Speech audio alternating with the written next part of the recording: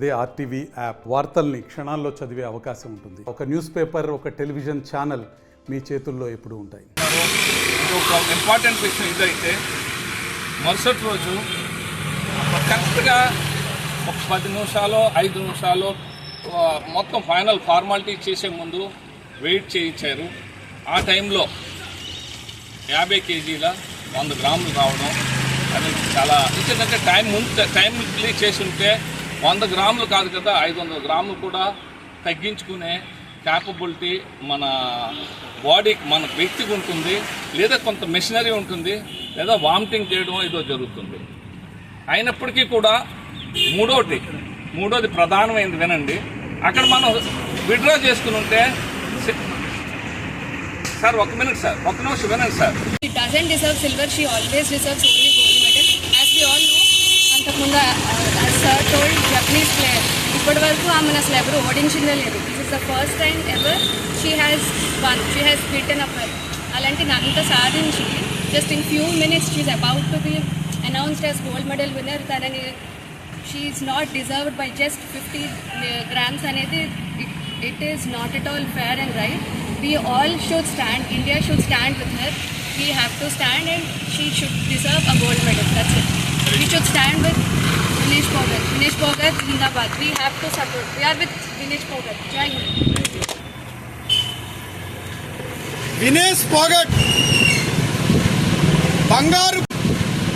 బంగారు పథకాన్ని అందుకుని భారతదేశానికి గర్వకారణంగా ఒలింపిక్స్లో నిలిచేటువంటి మొదటి క్షణాల్లో దురుద్దేశపూర్వకమైనటువంటి లక్షణాలతోటి ఆమెని పక్కకు నెట్టివేశారని ప్రపంచ ప్రజలందరూ కూడా గుర్తించారు.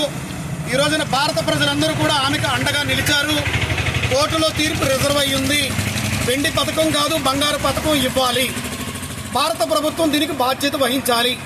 ఈ రోజున పౌర సంక్షేమ సంఘం, అదేవిధంగా యువజన మహిళ కార్మిక సంఘాల ఆధ్వర్యంలో క్రీడాకారుల ఆధ్వర్యాన కాకినాడ ఆర్ఎంసీ క్రీడా మైదానంలో ఆమెకు మద్దతుగా అభినందన సభ జరిగి ర్యాలీ నిర్వహణ జరుగుతూ ఉంది. 3 రోజుల క్రితం ఏదైతే ప్రపంచ క్రీడలు జరుగుతున్నాయో ప్యారిస్లో జరుగుతున్నటువంటి క్రీడల్లో ఫైనల్ వరకు చేరుకుంది.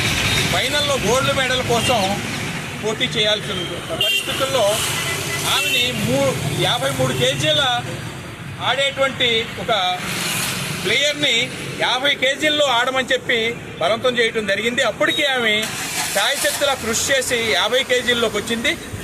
జస్ట్ ముందు రోజు 50 కేజీల కన్నా తక్కువ ఉంది. ఒక 3 గంటల ముందు ఈ యొక్క ఆట జరగాలన్నటువంటి 3 గంటల ముందు మళ్ళీ పేమెంట్ చేస్తే 50 కేజీల 100 గ్రాములు ఉంది.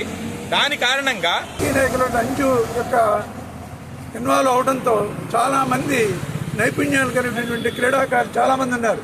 వీళ్ళెవరు బయటికి రాలేకపోతా ఉన్నారు. దీని నుంచి బయటపడాలంటే తక్షణం మన జోసఫ్ రమణరావు చెప్పినట్టు బడ్జెట్లో 0.8% నుంచి 5% బడ్జెట్ అలాట్మెంట్ పెంచాలి. అట్ ది సేమ్ టైం రాష్ట్రాలకు సరిపడగా డిస్ట్రిబ్యూట్ చేయాలి. రీసెంట్గా నిన్నే పేపర్లో చూశాను, హర్యానా మణిపూర్ నుంచేమో ఎక్కువ మెడల్స్ వస్తూ ఉంటే ఆ రాష్ట్రాలకి less than 50 crores అలాట్ చేశారు బడ్జెట్లో. తక్కువ మెడల్స్ వస్తున్నటువంటి గుజరాత్, ఉత్తరప్రదేశ్కి 500 కోట్ల పైగా పెట్టారు. ఈ విధంగా రాజకీయాలు చేసినటువంటి ఇటువంటి కారణాల వల్లే మన దేశంలో ఉండేటువంటి యువత అవకాశాలు కోల్పోతూ ఉంది. దీంట్లో మార్పు రావాలంటే ప్రజలలో చైతన్యంతో కావాల్సిన అవసరం ఉందని తెలియజేస్తూ ఈ సందర్భంగా వినేష్ పోగట్కి మన పౌర సంఘం తరఫున సంఘీభావం తెలియజేస్తుంది. మరిన్ని వీడియోస్ కోసం ఛానల్ ని సబ్స్క్రైబ్ చేయండి. లేటెస్ట్ అప్డేట్స్ కోసం వాట్సాప్ ఛానల్ ని ఫాలో చేయండి. అండ్ లింక్ డిస్క్రిప్షన్ లో ఉంది.